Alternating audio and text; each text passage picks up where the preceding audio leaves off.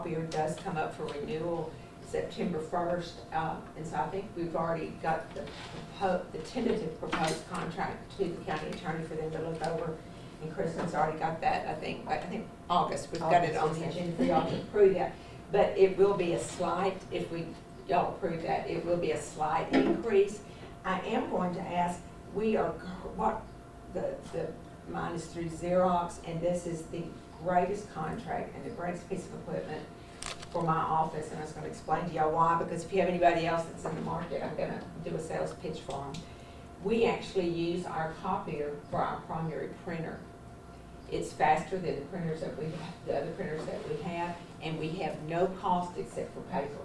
My contract includes all the toner, and so we have 20,000 copies a month, or prints a month, that are included in my bill right now is $180 a month, $183, and I think, anyway, it's a 5-year, but that machine is worn out right now because we do use it so much. I would like to go to a 4-year lease, which would increase that, maybe increase the annual $450 more a year than what I'm paying now, to make that lease for a 4-year period, so that in 4 years can get rid of that worn out piece of equipment.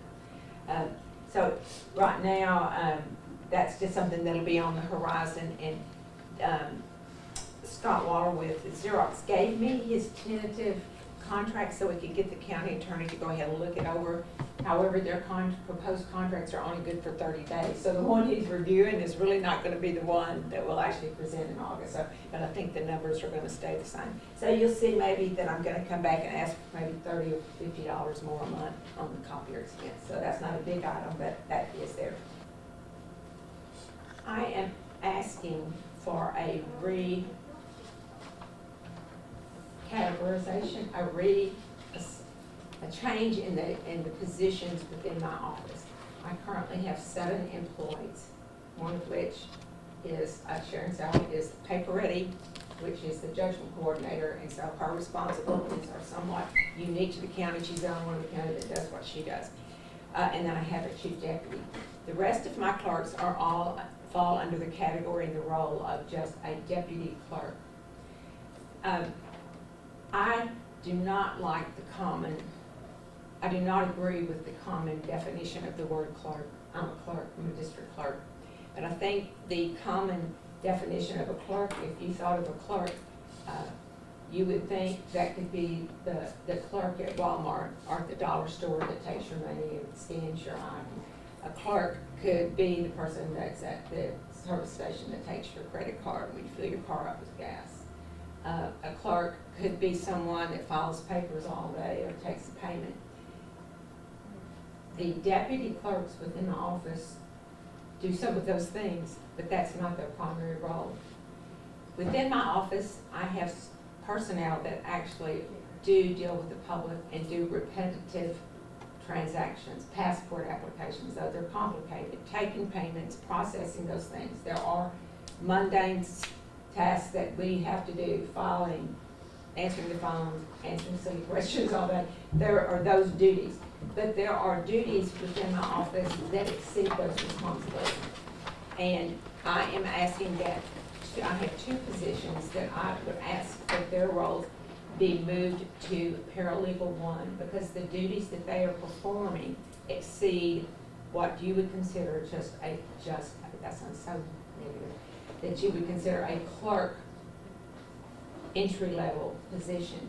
And so I've been, I'm verbose. I've written out this letter, and I really addressed it to Lori, and I want to thank Lori for me throwing this to her at the last minute. I asked her for some job descriptions, and she furnished me a copy of what the job description for a paralegal 1 currently for the district attorney's office. I think they have those in the district attorney and the county attorney's office. And when I looked at that job description and evaluated what those staff members do, I have staff members that are doing the same amount of work, do this, uniquely different duties. And so I've tried to, in this narrative, this memo to Lori, give you my backup and for reasons. But I could go all day, and y'all know that I'm very loyal to my staff and to all of the employees that we have here at the county. But I have especially 2 clerks that in their roles, they are dealing with the appellate courts on a regular basis. They are drafting filings that have to go from the county to the appellate courts and to the Court of Criminal Appeals. Ours is, well, comparatively as to the last few years, is a relatively, it's a smaller ask than what we have asked for in the past. Right now we've got, we're staying busy. I mean, we just finished up a trial on 145th yesterday. We got another trial going starting in the 420th today. So we're staying busy. My staff, my paralegals, I'm asking for a 5% increase for salary for them, even if that means foregoing salary increases for the rest of the office. The reason being is that they have not been able to benefit from a lot of the things everybody else in the office has been able to benefit from. That being the SB 22 monies. Paralegals were not involved in any of that. They were not brought into any of that, and therefore they did not benefit from any of that. And we have tried to move money around and make it so that they got some sort of raise as everybody else was getting raises, but it wasn't on par with everybody else. And I would really, they just do a bang up job. They are there every day. They are kind of the blood of the office, working as hard as harder than us sometimes, and they deserve compensation. And we would ask, or I would ask that the court consider, you know, even if it means in lieu of increases for others in the office, increasing the salaries for the paralegals. The other things are, some of them are going to be statutory. I think the boys, the investigators, are going to have plates with vests, bulletproof vests and plates. That's a new law for all investigators in DA's offices. So they're going to have plate carriers as well. We're asking for, I believe, a gun safe. I've got an AR-15 at the house. I know the boys have got AR-15s, mainly just for courthouse security. Something that would allow the weapons to be in a secured spot, so that given that it's a sensitive item, it's capable of causing death. We want it locked up. I see where you have cell phone on here. So that was the other thing. So cell phones, yes. We can take care of that. Okay, good deal. Yeah, our poor victim coordinator is getting phone calls at 3 o'clock in the morning on Saturday, and check with that.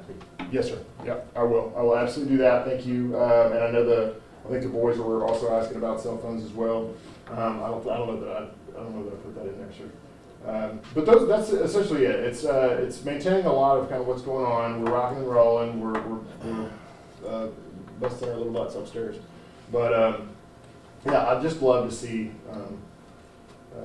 the folks, the staff, the paralegals that are kind of the blood and guts of the office that make it run.